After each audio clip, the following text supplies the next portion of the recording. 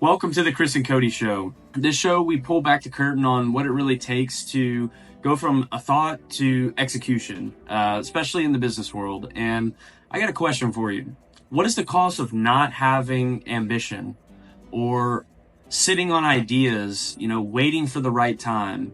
The truth is, either you take action or life makes the choice for you, right? And in this episode, we're diving into why ambition is the lifeblood of success, how we do that through intention, and basically, how does life change when you start to change your thinking, right? We have to be able to break through the noise of when no one believes in us or when relationships fall off. And most importantly is we need to shrink that time between thought and execution. So if you've been waiting on a sign, this is the podcast to tune into. Look forward to chatting with you guys. Leave a comment if you like, subscribe if this is of value to you. Talk soon. I remember probably December 1st, or give or take, you called me and said, hey, we should do a podcast. Yeah. I said, well, that sounds good. I like the idea. Let's do it. But if we're going to do it, let's have at least one episode posted by the end of the year. Mm-hmm. Next week, we started. Woo. So congratulations to that. Yeah. That's worthy of acknowledgement, and that's an accomplishment. Yeah. In the past, we've always been wanting to do some sort of digital creation. I mean, back when we lived in the house together. Yeah. Taco Tuesday, play a little poker at the table. That was as far as we went. Right. And then today, here we are, 4 episodes deep. And I just want to remind the people here who come to listen to us that, our main intention is just to think together, but more so to trigger your thoughts. Yes. As a listener. Yeah. And share it with people, because we have this conversation anyway. Right. But we speculated that the reason why a podcast would be enjoyable is that we can share with other people what we're working through and how we're learning, and but also with the listener in mind, to share with them where we may have needed assistance along the way, where we can help others maybe skip steps, so to speak, or bridge the gap knowledge-wise, so they can be in effective action. I don't know why that starting point seems to be the toughest challenge to get over, but I feel like your intention, make $1 on whatever for 25. Oh, yeah. If you can hit that, you can hit more accomplishments, more objectives. It's just getting to that first initial starting point. Yeah. I think there's fear built in. Also, the fear to me shows up because of a lack of knowledge about a situation, and I always go right back to the intention, but also ambition, because I think if you don't know what you're doing, like for the sake of what you're doing something for, it's very difficult to organize or orient yourself around that to produce an outcome. And so that's always been very important to me, is to know, why the heck are you doing it in the first place? Because if you're doing it just for like money, when the going gets tough, you're going to take off. We've seen it countless times, whether it be with us or other people. And to me, it's like, if you have a good life you're after living, which is the reason why you do things, you will inevitably go to whatever, you incur the costs necessary to produce the outcome. And I think we're all after doing that, whether you have a family or not. Your intention is to take care of concerns that you or your family have. And if you are constantly switching, changing, in an attempt to get money to do that, you're never building any real skill in one thing. And it is going to produce breakdowns. Growing up, or not growing up, really just evolving in the entrepreneur world. I remember starting, and my friends were like, hey, wake up, smell the roses. It's not all about money. And I'm like, well, if it's not about money, why are you working? This is just my way to earn, since we all have got to earn. Yeah. You're right. It's not about money, but I have to earn it some way, somehow. Yeah. And so I'm choosing to do it this route, which is through real estate investing, buying and selling houses. For right now, that's my vehicle to earn money. So if it's not about money, then you got to ask, well, why are you working? Yeah. And sometimes they're like, well, I don't know. Yeah. Don't. You know what's funny is your dad shared that video. Oh yeah. Or you brought that to my awareness. That was what, 2017. So the video, for context for everyone, is that Cody and I are laying floor in one of our properties. It took us like 3 months to renovate that property. That it was a 1 week job, I think, if you had people, like if we were to hire someone. We just didn't have the money. We didn't have the money. But we had the time. So anytime we got, and for me it was the weekends that I was in town to come in and just do the work, you know. And so it was like every Saturday that I was in town was like, hey, how do I spend as much time here to progress this, because I don't have that capability outside of this because I'm not here. You know, the efforts that were put in and the idea of producing money at the time, we weren't really producing much money wise from this endeavor.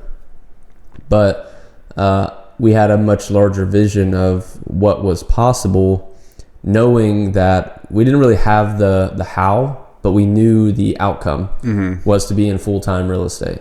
And so I think that if we're not oriented around our end goal, what are you going to, you know, like, it's going to produce breakdowns. You said something there, possibility. Yeah. It was possible. And the reason we knew that, because they did it, he did it, she did it. If they can do it, why can't we do it? Yeah. So what is it that we're missing?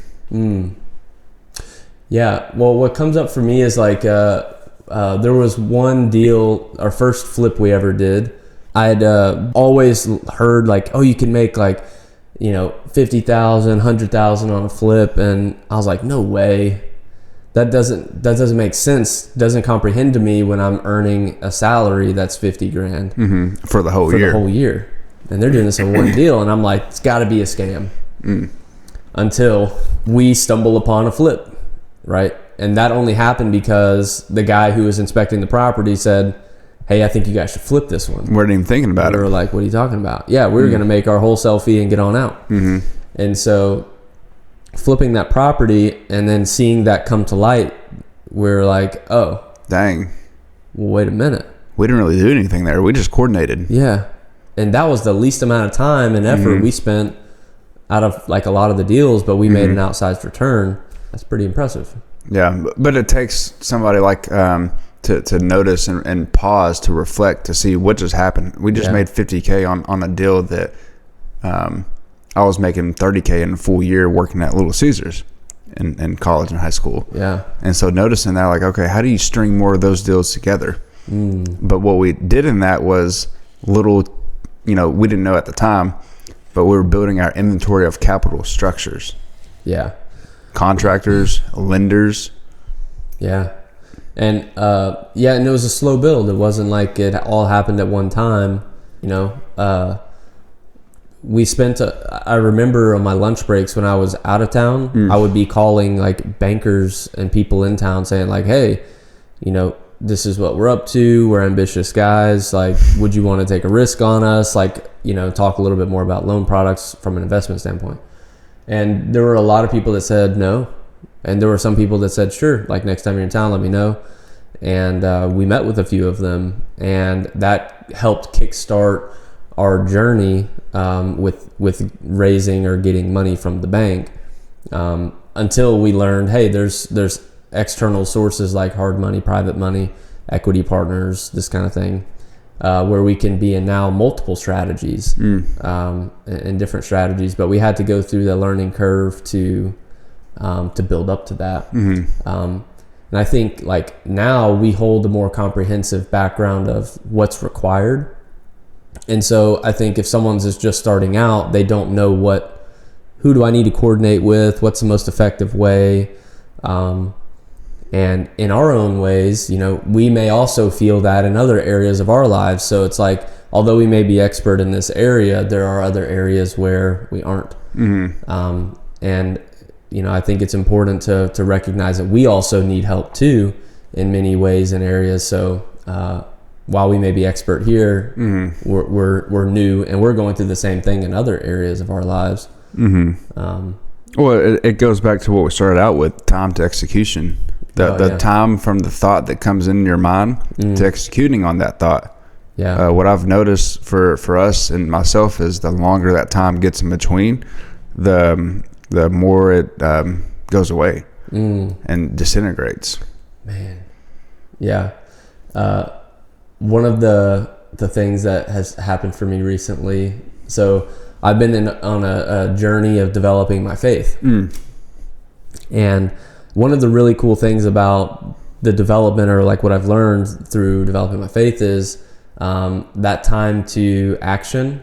I think about it like prayer. So when someone tells me, like, I'll give you an example. I was at pickleball on Friday, and there's a gentleman there, and I'm like, "Hey man, how you doing?" And he's like, "Oh, like, I'm okay." And I'm like, "Everything all right? Like, what's going on?" He's like, "Oh, my dad's sick." I'm like, "Oh, you mind if I say a prayer for you?" And like right then and there, I went from hearing how his day was, assessing his mood, to noticing he wasn't in a great mood, to then saying, "Boom, I'm going to say a prayer for you right now." And like that, it was like zero time. It was like zero hesitation to, like, let me get into prayer here. And the prayer, that idea of praying for somebody and keeping them in prayer, this idea for me helps in all areas of like going from the situation to an action, action to situation. And that was very, like, I've noticed that I've been doing that a lot more. And then cut to, we're talking and saying like, "Hey, we should record this conversation that we're having," to, "Hey, now Here we're recording it." Yeah. 4 episodes in, with intentions of producing this for, some time to come. For a lifetime. One thing I was going to add there was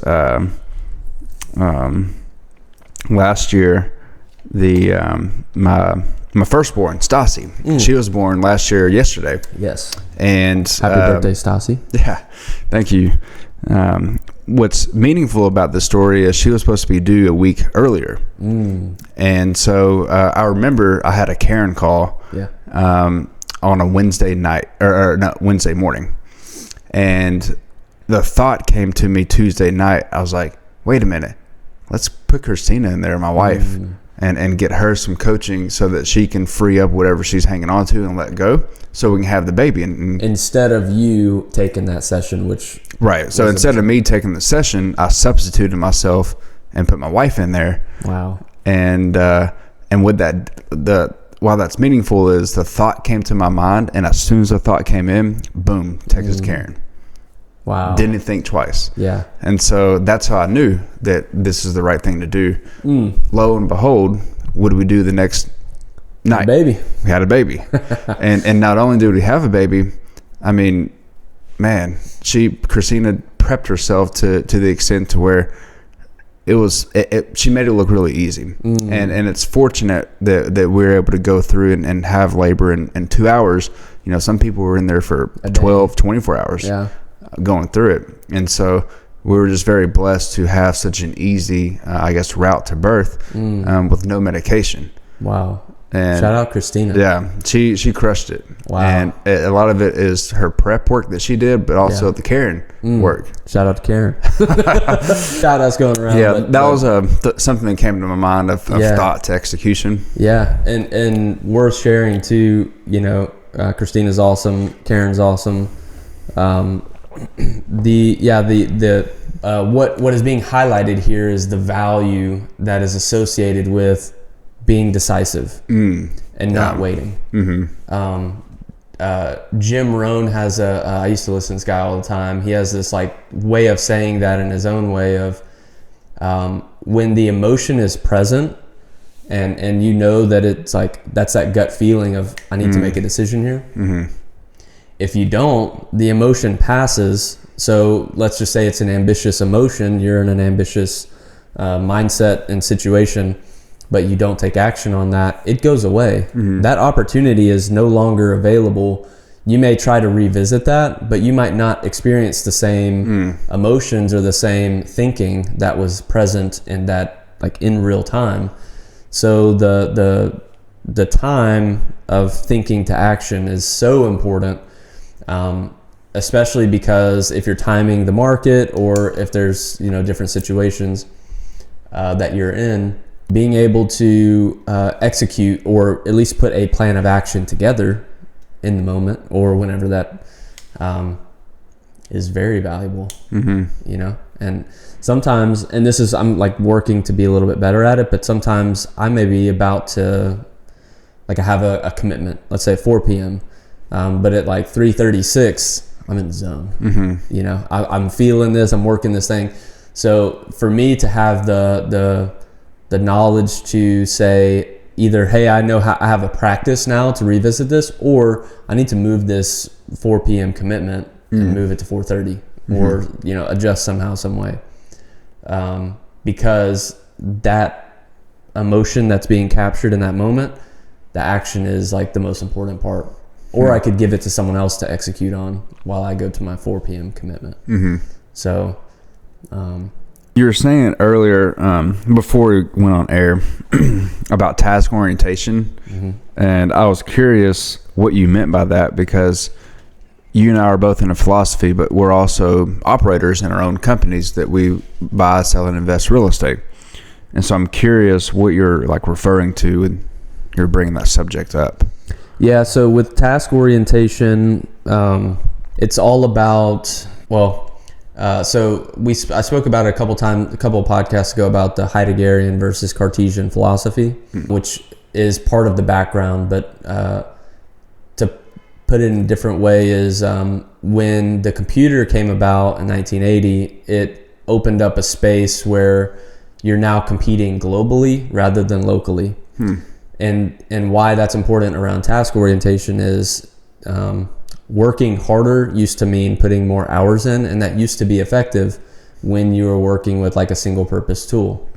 But now with a multi-purpose tool like the computer, you can coordinate thought and action in a way that you can actually produce more outsized returns with your inputs than you used to be able to in the past. Okay. So task orientation now is not an effective strategy when you're competing. It used to be. But the challenge is it's not obvious that things have changed. And it's like the concept of the rich getting richer. Well, the rich are doing something completely different than those that aren't rich. They're oriented in a different way, right? And so when you bring about task orientation, they're moving away from that. They're saying, we don't do that. But those that don't pivot, they stay in task orientation and they are stuck to whatever they can produce per hour. Okay. So then to bring that to like competing and being strategic and effective, and how does that look to not be in task orientation? Is to have a plan of action that you intend to produce, but who is the competitor that is top in the space? How are they moving and acting? They are the ones that you should measure against and mimic or copy in a way that, like, Amazon's a really good example, because what they're doing is reshaping how we receive things. They're dropping the cost for everybody in terms of time. So in a way that, like, I no longer have to go to the store, which the store is right down the road, but I could Amazon it. I don't have to move from my house and I can have it tomorrow morning. Like, that eliminates the drive, that eliminates all the human interaction. And so it's crafting and creating a new situation that we're in. So when we go to deliver goods and services to people, they're using that as their background of, well, why aren't they doing this faster? I could do this on Amazon and have it here tomorrow. Why is it going to take him a week? So to bring it back to task orientation is, what are you oriented around? Are you oriented around being busy, thinking outside of the box, getting the job done? These things are objective. They're not, they don't produce space for innovating. Innovation starts with your intention. If you have an intention, then you can understand the situation, and then you can know where your gaps are and what knowledge to accumulate to bridge that or to close that gap so that you can be effective. And the breakdown and the challenge with all of that is it is not obvious. And you can get lost in the sauce, so to speak, of learning about that. There's a lot of gurus out there. There's a lot of nonsense that's available because we are on the internet and everything is available at our fingertips. What you're speaking is very fundamental, and that's good because I mean, no matter what space you're in, industry, real estate, dentist, bookkeeping, whatever, it's all fundamental, and then you just add to your specific. And when you say staying busy, you know, I catch myself at times of I feel like I'm doing stuff just to get it done, but is it strategic? And sometimes it's not. It's just to get the job done. And I think that's what you're referring to as task oriented. And so for me, I'm like, okay, the bottom 99% and the top 1%, there's a huge distinction in what they each orient to. And it's no wonder why the rich keeps getting richer. It's because their orientation is way different than the bottom of task orientation. They're in more effective action. Yes. And so something to think about is I was watching a video.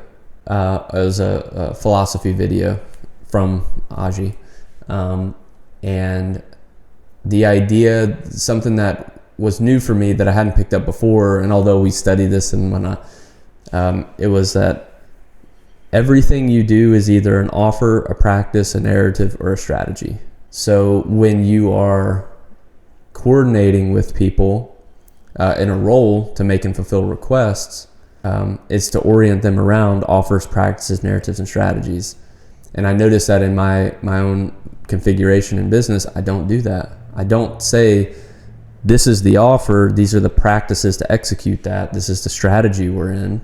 What I found myself doing is, hey, complete this action, work this is the consequence, and then I share later on that it's part of a bigger strategy instead of leading with the strategy. Because if I was to lead with the strategy and the narrative, they could perhaps build different practices than what I'm speaking, because they may hold the expertise that I don't have. So they're like, yeah, the way you made this request for me to fulfill it, but the action is, I orient around that differently than how you're speaking about it. So if you're the boss and I'm just doing what I'm told, we're stuck in ineffective action because the boss isn't open to the new way of thinking or a different way. Well, also too, the listener in that request may have a different way of performing that task to get a different outcome. And if you can let them know first the outcome is this, then that might change how they operate to produce that. Yeah. I mean, like I think about like, let's just take video editing as an example. You know, it may take someone 2 hours to edit a video, but I say, hey, you know, doing it this way is going to take 7 minimum. And they're like, okay, I guess I'll do it your way because that's what you want me to do. But in reality, they have a much more efficient way of doing something, but I don't have that knowledge. So speaking the outcome first is a way to orient them. You had told me a story one time. You're in the Uber or some car talking to somebody, and they came up and approached to you about wanting to get started in real estate or something. And what you told me was like spot on. Do you recall that story of how you talked to that individual and kind of take them through the sequence there? I don't, but I mean, I guess if someone was to ask me like now, maybe I can try it and see how that, how I would say that. I think before anyone gets started in anything, you have to know why. Okay. I want to be in real estate because I want to take care of my family. I want to have money in retirement. I want to have cash flow or real estate because I don't have a pension. You know, whatever the story may be, I think is important to orient around first, because you're going to fail. It's going to be tough. If you don't have that story, you're not going to incur the cost to continue. And then once you do have that story, and you know for the sake of what, that could then determine the strategy that you're in to fulfill your intention. So in real estate, there's multiple strategies. So it could be wholesaling, it could be buying rentals, it could be flipping properties, it could be being an agent, or it could be like building a construction company, and you just want to help with real estate. But then you need to always accumulate knowledge to produce that. And the marketplace is always changing, so your thinking is always going to have to change. But as you're accumulating knowledge and the situations are changing, you're able to be in practices that help you execute, or like to make offers on homes, or to fulfill. And this is where you're really making money, so to speak. And money is part currency, but part value and help that you're bringing to the marketplace. And then you're going to need a network to build to help facilitate that, because like in this world, we can't do everything on our own. And so it's important to be speaking with other people that are able to help, whether that's with knowledge, whether that's with like their action is directly affecting like an agent on selling a home, for example. If I'm an investor, an agent would be a great network to have, because they can sell the home, they can list it on MLS, so on and so forth. But having an agent to do that saves me time. Having a GC saves me time. Gives you the space. Yeah. Having a title company that is reliable saves me time. Having a lender saves me time. So that helps to produce the accomplishments of like, I sold a home, or I wholesaled a house, I did this, which then I can now repeat and build an identity with people and share with them that these are my accomplishments. No matter how big or small, it's like, what is the listener's assessment of what's valuable? And then how do I speak to that from my standpoint? Which I find that is not obvious.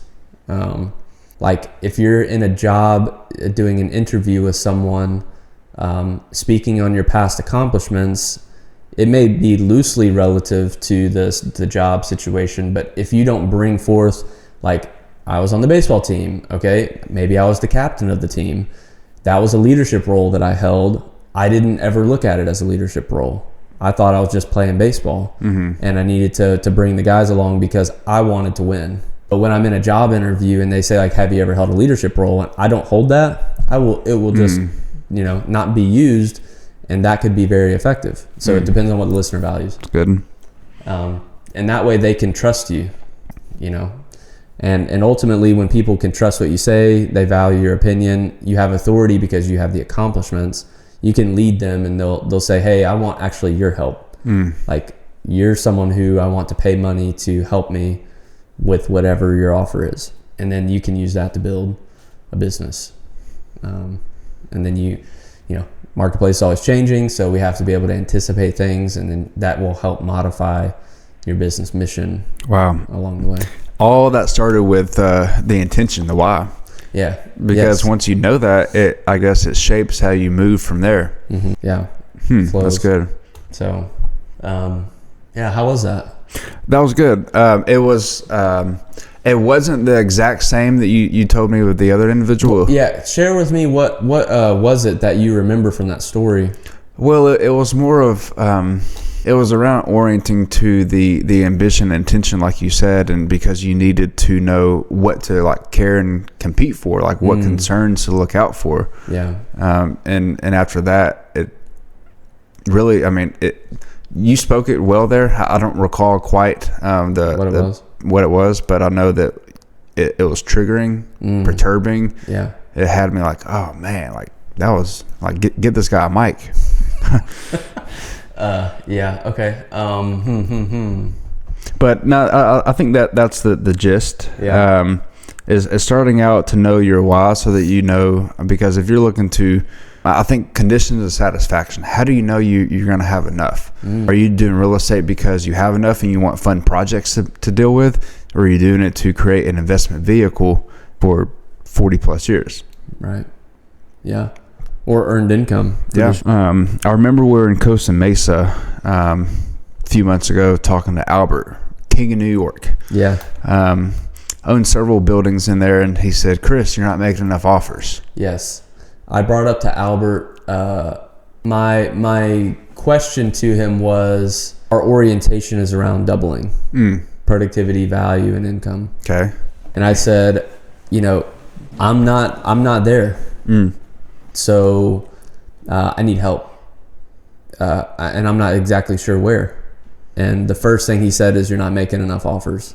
And now, Now, what does he mean by that? Yeah. So how that landed with me was that offers are conditional promises where I make and fulfill a request on the condition that you make and fulfill a request or promises to me back. And what I started to listen to was, I was always oriented around an offer having to produce currency. That's not necessarily true, meaning I can have offers that produce autonomy. I can have offers that produce identity. Or they can produce accomplishments. They don't have to be monetary. As long as it fits within my strategy, it's worth doing. It's worth making the offer. Because what I'm learning is this concept of becoming. When I'm making offers, I am becoming someone who makes offers. You're changing the situation. Yeah. And so what happens is I start to notice, where can I make offers? And so that could show up as this podcast, as an example, where we're not making any dollars, so to speak, from speaking. But the offer is that we get to exchange and speak and share, and then invite other people in to what we have to say. And that is very valuable. And this is just one example, but where else is that showing up? Is that pickleball? Is that at the gym? Is that in business, where I'm talking to a homeowner, but I find out they're also an investor? Do I make an offer of help to them on the investment side rather than as a homeowner to buy their home? It's like, where do you see the opportunity to make an offer? And it's really to be of help to someone. It's not necessarily that I need money. It's being help and valuable to them. And so what that was teaching me is, you're not going to hit a home run in your first offer. Probably going to strike out. But guess what? You got as many at-bats as you create. And in business, offers are the way that we make money. But it's spoken. It's a narrative. So there's it's like it just goes right back to fundamentals. Like, keep practicing speaking, making offers to people, producing narratives, producing strategies, practices, so that you can continue to do that, and then to do that very frequently. So what I noticed with Albert is, he's making offers in many domains, but he has a fundamental domain, which is real estate, and then he has different offers that are offshoots from that. But that didn't show up immediately. That took him time to build. And I remember we were sitting there chatting with him, asking about modifying, how do we produce more marginal utility with our offers? And we were talking about homeowners, and he's like, spaceship. Yes, this is what I love about Albert, because this is so different. The orientation, back to what we've been going over, is Albert's like, how do you beam them up to a spaceship and then beam them down into their new house? Like, that kind of thinking is a completely different orientation than, how do I have a homeowner accept our offer? It's a radical innovation. Yeah. And it's just like, it's a fun way to play with how do we make offers? The thought of that. Yeah. And that really perturbed me. And it would be different if Albert didn't have the accomplishments, right? I would say like kind of crazy guy, But now he likes to have fun. But I know his background. I'm like, this guy has a lot of authority. I respect what he has to say. I trust what he's saying, and that perturbed me and changed my orientation around making offers. And so that was what came up for me. One thing that I noticed with Albert is, because I like to have fun too. Yeah. And I said, oh, dang, this guy's doing it and having fun. Why do I have to take it so seriously? And, sometimes I get caught up in trying to identify myself as someone that I might not be. Yeah. One practice that he does, and that's we've been able to be a part of is the Shabbat. And I have found that I recently listened to a book called The Sabbath, and the whole intention of the book is to share about rest and the value of rest. That's good. In the Jewish traditions and practices that they're in, they on basically sundown on Friday, they light a candle to basically just be present and bring into, and I may be butchering this, but the idea is that you take time to reflect on the week, you're present, you're not on your phone, you're not distracted, you're in the moment, and you are basically setting an intention that from sundown now until sundown tomorrow, I'm resting. Okay. And there's many different ways that rest looks like, but it's not to be work. It's to enjoy the fruits of your labor. It's to sit and reflect and to bring into your awareness, like, this is what I have been able to create. It's to like smell the roses, You're smelling them. Right there. You're taking time to do that, like, and I thought that was very cool and unique, because in my world prior to this, it was all about performance, achievement. Go out there and just do it. Go get it. You know, and don't stop until your body says we need to take a rest. Then we rest. And usually that shows up in the form of sickness. So the body makes you stop when you get sick. Yes. Yeah. And now the Sabbath or the Shabbat is like the practice is a way of you're intentionally producing the rest, rather than your body saying, we're breaking down, dude, so we need to rest. Which overall, so take Albert's temperament, right? He is so chill. It's like, hey, dude, one of your buildings burned down. He's like, all right, we'll figure it out. He may get heated and stuff, but the idea is that he's much more relaxed. He's much more fun. And that is a different orientation than go all the time. My speculation is that stems from his ability to rest and to review and to see all the great things he's been able to accomplish. And I think that's a part of it, not the part of it. I'm laughing because when we joined partnership back in 2017 and 2020, Karen said, Chris, you need a little bit of what Cody has. And she told me I need a little bit what you have. Right. What you have is structure and discipline. Yeah. What I have is the fun. And so I'm like, right now in my current situation, I'm looking for that structure. I'm looking for that discipline, while also maintaining my funness. Right. I watched the funness. Might not be.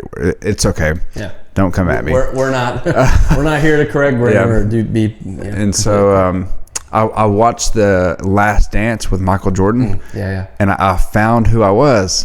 I'm the Dennis Rodman. I need to go out to Vegas for a couple of days, have some fun, and come back. Yep. And so when I realized that I could be more accepting of the fact that, hey, when I'm out, I'm out. And not making myself wrong, because the moment you make yourself wrong, you're in the corner over there sitting in a little pouty pity mood. Yeah. Poor me. And while others are depression party.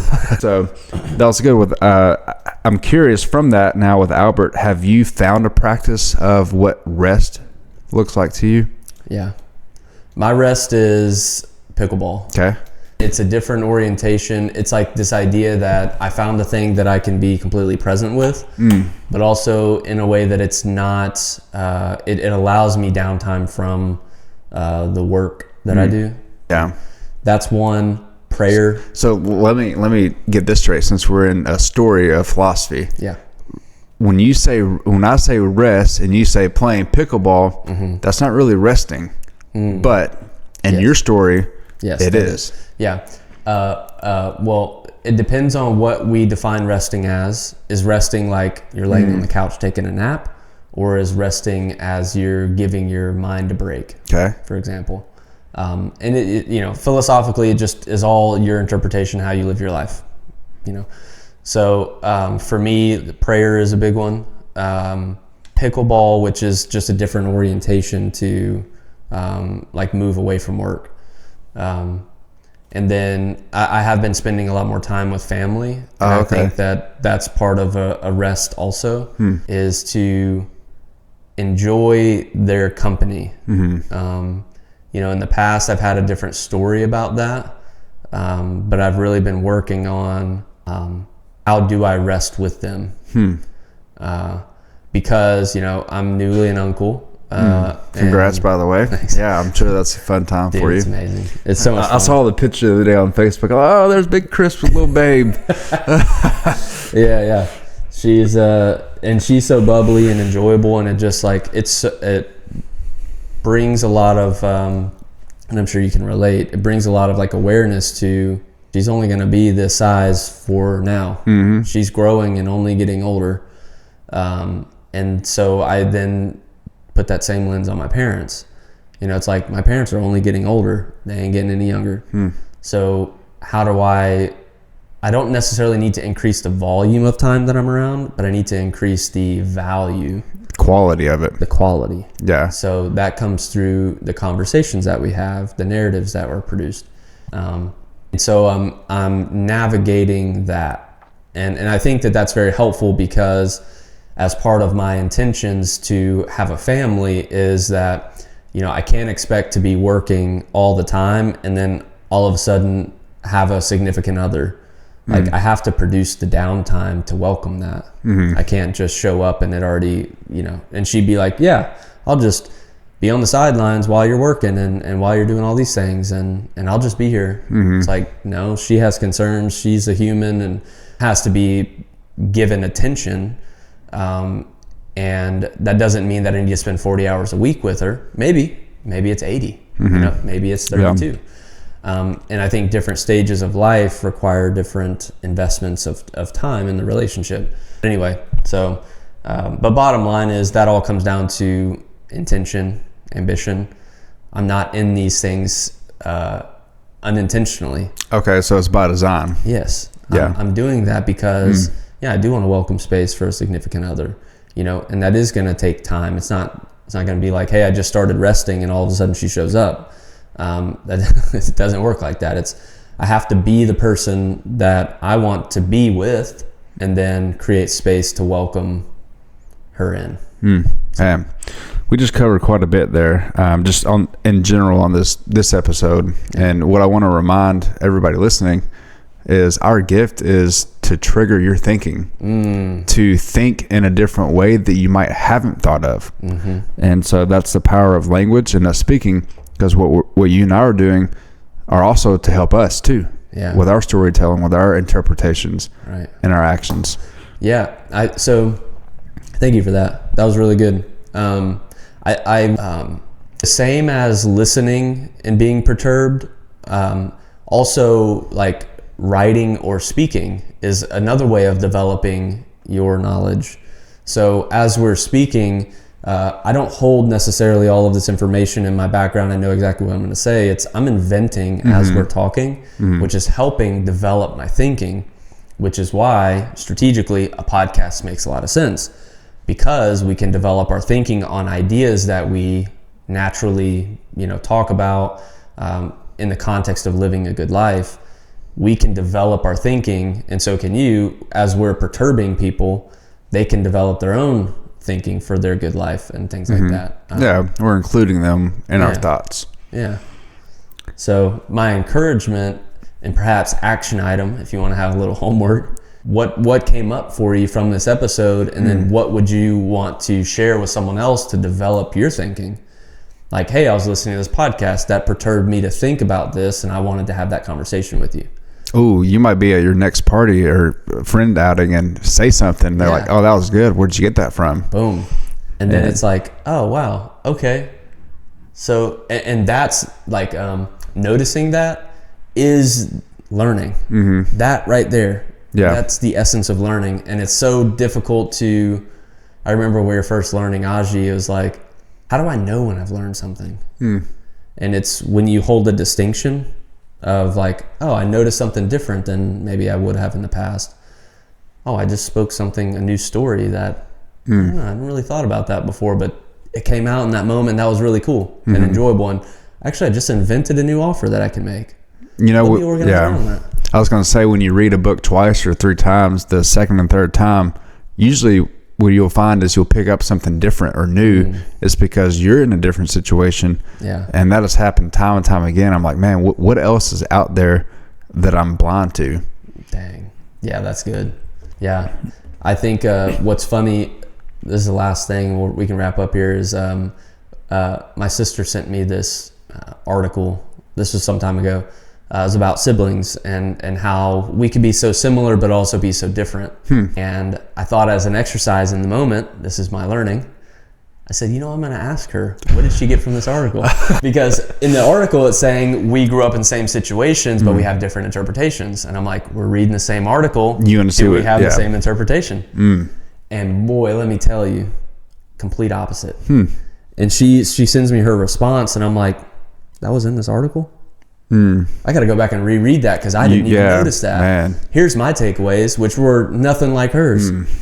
And so it's so interesting. It's your orientation, it's your situations that shape how you view things. And yeah, anytime your situation's changing, you become a different listener, a different reader or viewer or whatever. Communicator. Oh, that was good. So, well, before we end here, I want to add: do yourself a favor, ourselves a favor. Reflect. It's the end of the year. This podcast might get released probably the first part of the new year, but when you listen to this, no matter what year you're in or what time, take the time to pause and reflect to see, what are you doing this for? Why? Where am I headed? Are you just doing it because you were told to just show up and do, or is there a bigger goal that you're after? And so I'll end with that: is to do yourself a favor, reflect, and look back. Thank you. Yep. Hey, when I rewatch this, I'm going to take some time. All right. All right. That's it. Later, guys. Chris and Cody. And cut. All right. Good job. Enjoyed that.